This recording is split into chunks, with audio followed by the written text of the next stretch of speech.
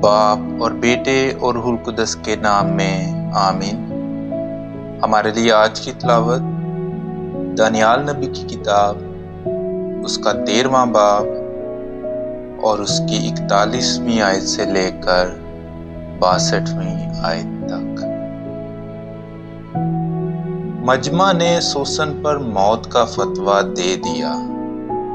تب سوسن بلند آواز سے چلانے لگی اور کہا کہ اے ازلی خدا، تو جو پوشیدہ باتوں سے واقف ہے اور واقعہ ہونے سے پیشتر ہی سب کچھ جانتا ہے، تو جانتا ہے کہ انہوں نے میرے خلاف جھوٹی گواہی دی ہے۔ دیکھ، مجھے موت کے حوالے کر دیا گیا ہے، حالانکہ میں نے ایسی کوئی بات نہیں کی جس کا انہوں نے مجھ پر بہتان باندھا ہے، اور خداوند نے اس کی سن لی۔ چنانچہ جب وہ اسے مار ڈالنے کے لیے لے جا رہے تھے تو خداوند نے دانیال نام ایک کمسن جوان کی مقدس روح کو آگاہ کر دیا، اور یہ بلند آواز سے پکارنے لگا کہ میں اس عورت کے خون سے پاک ہوں۔ سب لوگوں نے اس کی طرف توجہ کی اور پوچھا کہ یہ کیا بات ہے جو تو نے کہی ہے؟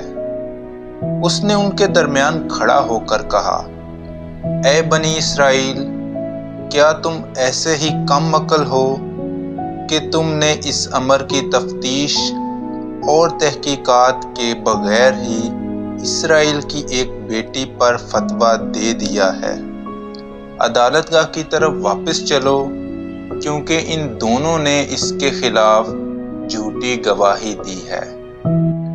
اس پر سب لوگ شتابی سے واپس لوٹے، اور بزرگوں نے اس سے کہا کہ آ ہمارے درمیان بیٹھ اور ہمیں آگاہ کر، کیونکہ خدا نے تجھے بڑھاپے کی فضیلت دی ہے۔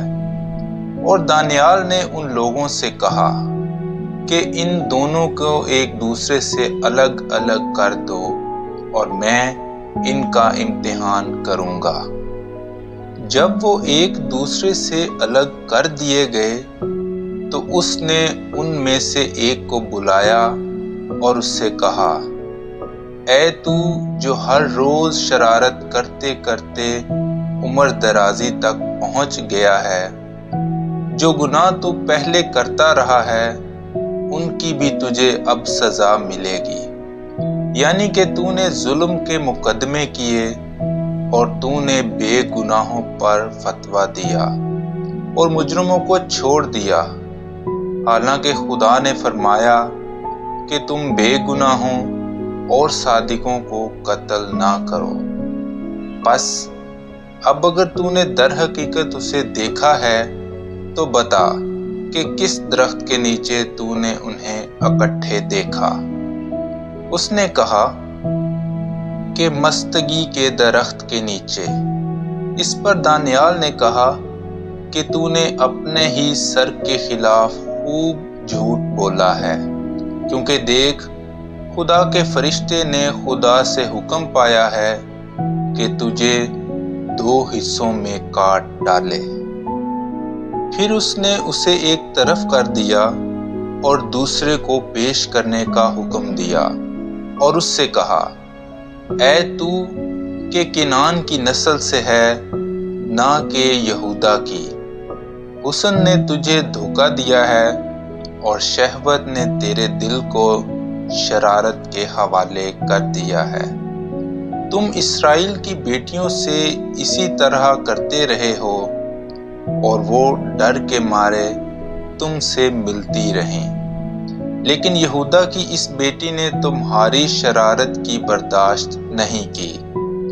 بس اب مجھے بتا کہ کس درخت کے نیچے تو نے انہیں اکٹھے پایا؟ اس نے کہا کہ بلوط کے نیچے۔ دانیال نے اس سے کہا کہ تو نے بھی اپنے ہی سر کے خلاف خوب جھوٹ بولا ہے، کیونکہ خدا کا فرشتہ تلوار لیے ہوئے آمادہ ہے کہ تجھے 2 حصوں میں کاٹ ڈالے۔ اور تم دونوں کو ہلاک کر دے۔ اس پر تمام مجمع بلند آواز سے نعرہ مارنے لگا اور انہوں نے خدا کو مبارک کہا جو اپنے بھروسہ رکھنے والوں کو بچا لیتا ہے۔